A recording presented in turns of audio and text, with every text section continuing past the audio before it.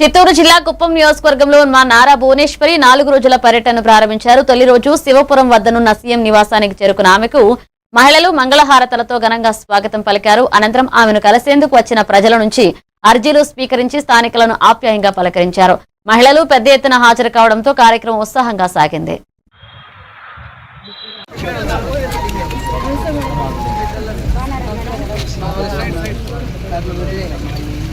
ఇట్లా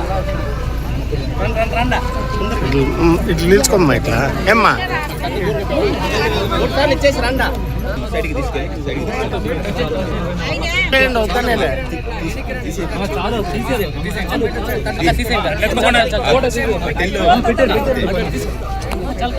పెట్టిరా కొద్ది సైడ్ రండా రండమ్మా మీరన్నా దెబ్బకొని రావాలి కదా. మేడం సైడ్ రండి.